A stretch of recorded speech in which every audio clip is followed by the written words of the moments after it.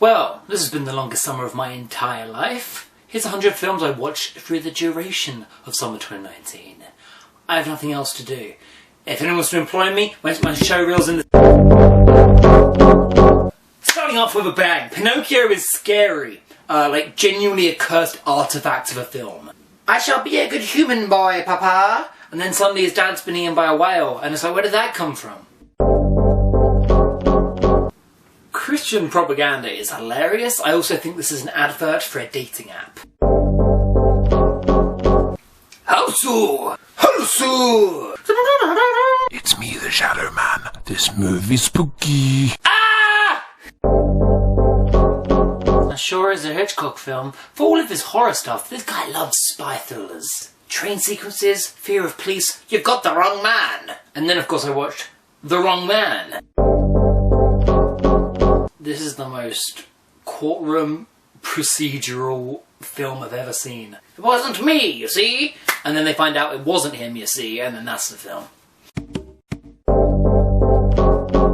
I don't want to talk about this film. In fact, I demand a refund on my entire film degree because I did not understand this film one bit. Keanu, in 2019, making a bad movie. Yeah, I think I'm back. A comedy about gender roles. French people have hang-ups. But, me oh my, isn't it gay to swim with men? That awkward moment. Apparently I watched this film, I have no recollection of it. Zach was there. Zach was also here. And now I feel ripped off that we never got a Death Note adaptation with young Zac Efron. Shazam! Ryan Gosling goes all the way to the moon just so he can cry. Look, I have enough boring, monotone, strong, silent types in my life as is. I don't need one making the story of the moon landing dispassionate and cold. I got very drunk watching Superman 3.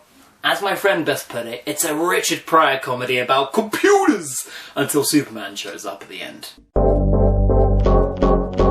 Said friend actually may not be that much of a friend since he made me watch Independence Day Resurgence. The long, the tall and the short. British war movies were a weird stint this year and I don't think they took. They're good, but like, it's not a thing. Booksmart made me cry. More on that at the end of the year, I'm feeling. When I say something feels like a fan film, that's no disrespect from me. This film is lovely and filled with such whimsy and hearts, to an annoying, sickening degree. It comes as no surprise to me that this was based off South Korean twist dramas. Holy shit. Imagine Stranger Things, but every single character you want to throw down a set of stairs. That said, I haven't actually seen Stranger Things. Maybe you want to throw every character in that down a set of stairs. We found this homemade DIY CCTV movie on Amazon Prime and holy shit, it is the least amount of work ever put into a film I've ever seen, and it is hilarious. It genuinely might have been edited on Windows Movie Maker, but hey, you sold it to Amazon. Congrats, Kino! It's alright, but it's not the ride. I have never gotten through a mummy movie without falling asleep in the second act.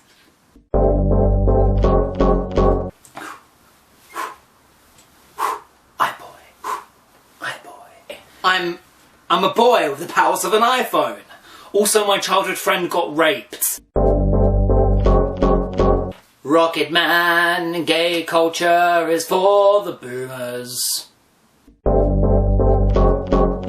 Scary, intimate, uncomfortable animated sci-fi film also made me a little bit aroused.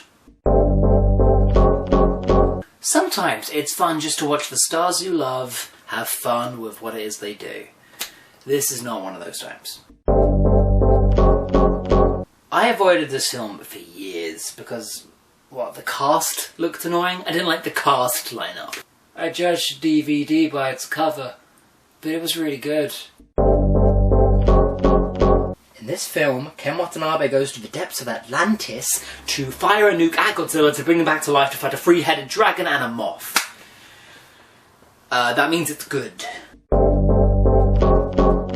This is the single bravest movie to ever be made. A giant fuck you to Adolf Hitler. That ending monologue is film history, and so important, fuck fascism.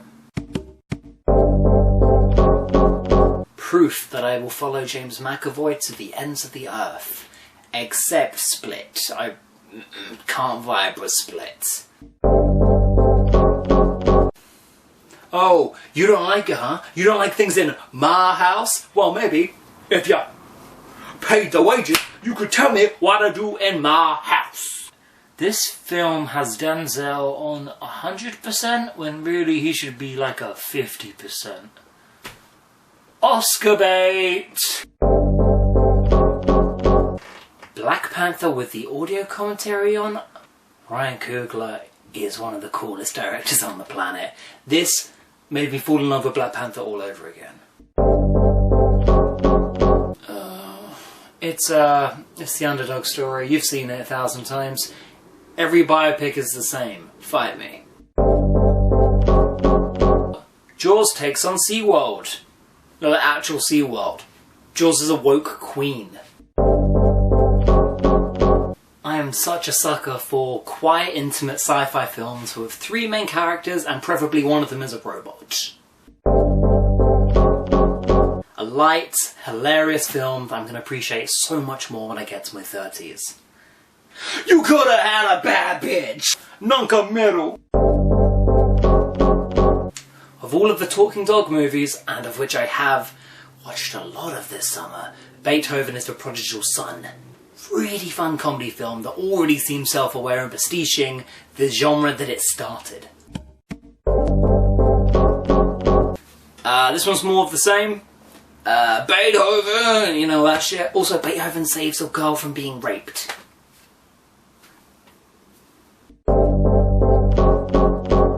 A Japanese comedy film about gender roles.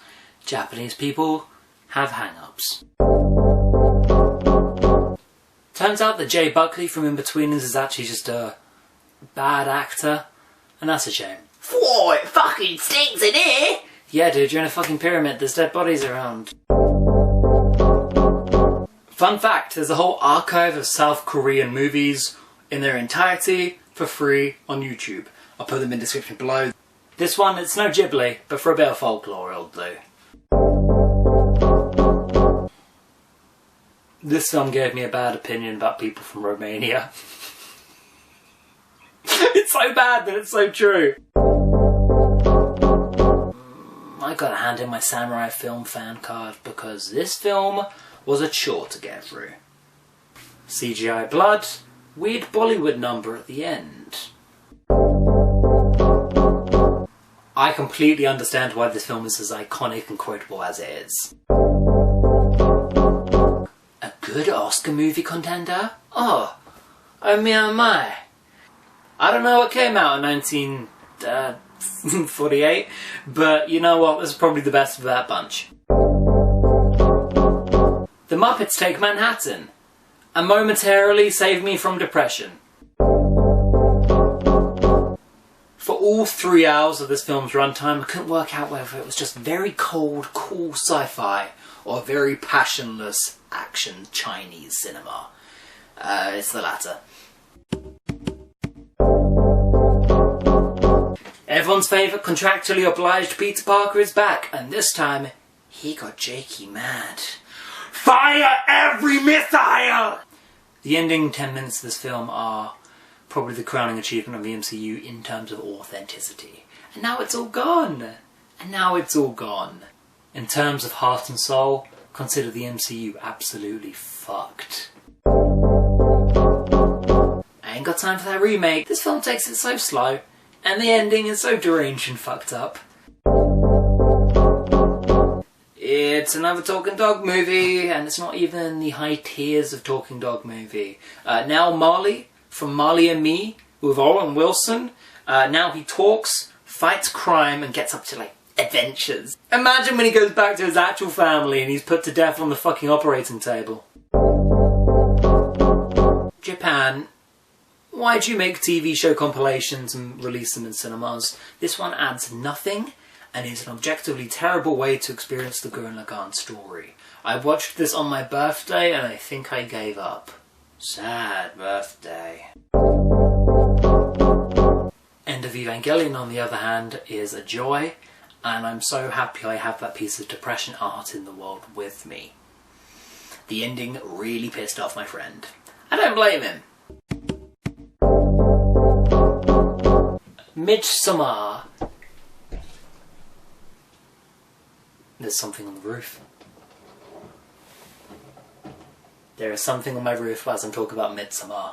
Watching Midsommar in the front row of a small cinema screen is like being transfixed with a glowing pattern on a fish. That said, it hasn't really stuck with me. It's good, it's no Hereditary. I finally submitted and watched Mean Girls.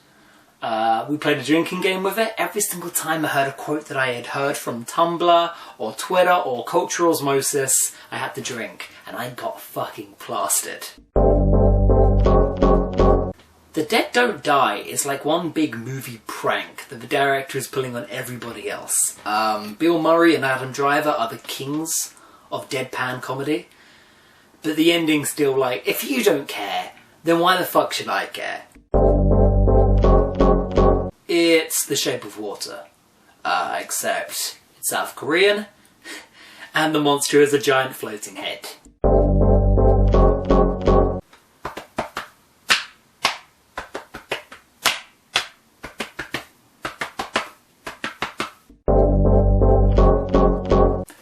These films are harmless fun until a whole generation of girls started thinking they were Wednesday Addams. At least be lurch. If Mike Myers ain't wearing that cat costume, I don't want to see it. This film hit 20 this year. I had never seen it before. Apparently this was a crime to everyone I told, so we rectified it by going to see it in the middle of a theme park during the middle of a thunderstorm. So then we went inside and sat by the ice rink, and we brought alcohol and there were free refills, so we like kept using that and we kept getting really, really drunk. And then I went into the sea and I lost my shoes because it was midnight and we couldn't see the beach. And then Aaron peed in a bush. And I peed in a bush. No, I peed on the beach. Ah, shit. Anyway, it's a good film. It's a really well-produced musical set in Camden, and there's just so much in it. No one will ever see it though, and that breaks my heart. The ending number is set in a kebab shop. Oh, that film is charming as fuck.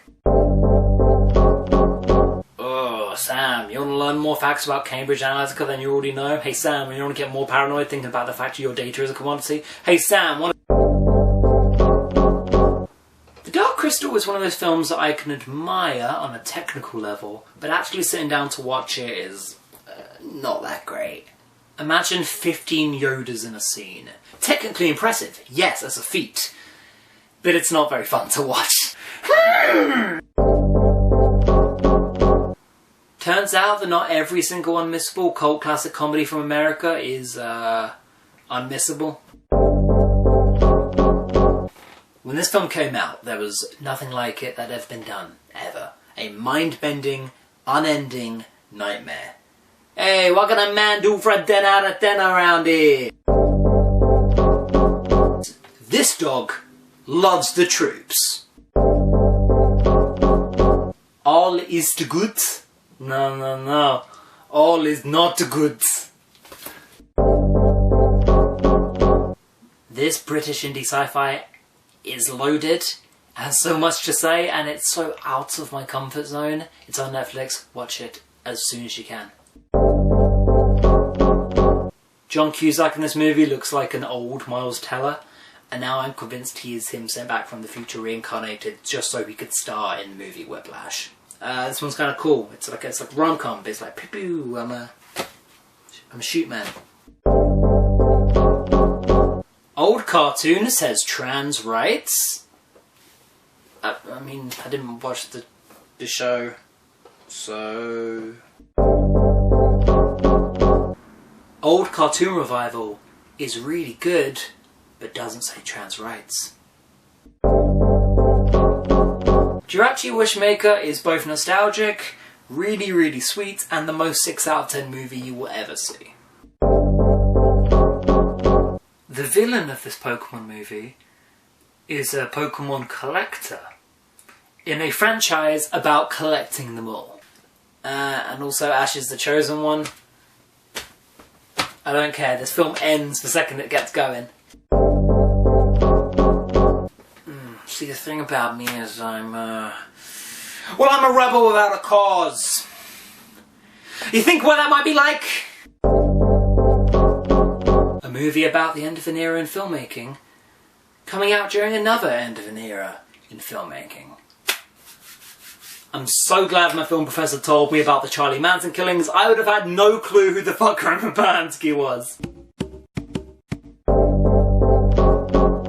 Turns out my favourite Shambara film is a samurai film that doesn't even come from Japan. This film is vibrant, colourful, I love every single character and fight scene in it, the swords are wacky, everyone's got weird types of weapon. Hun, of course he doesn't fucking want you anymore. You cut off his arm. He's the one-armed swordsman now. How the fuck did I go 23 years without seeing Beowulf? It's a goddamn cinematic animated masterpiece. It's another talking dog movie, and this little guy just loves to race. Including weird adult themes and allusions to cancer, child settlements, divorce, single parenting, and Buddhism. That one keeps coming up. I'm on a Jim Carrey binge, and that fucking psychopath makes good films. I can't tell whether he's overacting or underacting, but his character in this genuinely terrifies me. Parasite is probably the film of the decade. Well, Mars sure did attack. And if you wanna be the teacher's pet, baby, you just better forget it. I grew up with this film and didn't realise how much I had to rewatch it as an adult. I don't know what I expected. Last week, a friend of mine asked what they should watch to get into the history of Japanese film, and I just told them, just watch Millennium Actress. You get the gist of it. Slow, boring comedy about gender roles. Japanese people have hang-ups. In this film, Jacob Tremblay, actual doll boy, says the word fuck and buys Molly from a dealer. That is not a good boy. May I Wish Fulfillment, the movie. But then again, my Pal Fancy personally doesn't involve killing my dad and then disposing of an entire terrorist syndicate. But that's just me. There are 5 of these things. There are 5 Beethoven movies, and I've seen 3 of them, and holy fuck, life is fleeting. The Mystery Gang wind up on the moon and find themselves on a Bioshock adventure. Guys, there was way too much effort put into this for a Scooby-Doo short. You can just do whatever you want, guys, it's Scooby-Doo. This film wants to be the favourite so bad. I reconsidered my opinion on the Satanic Cult. Is not something I thought I'd be saying. Jim Carrey exuding Wario vibes. And then I wrapped it up with a sad British film about immigration. Because apparently I hate myself. Whilst you were watching Tchaikovsky, I was watching Beethoven's Second.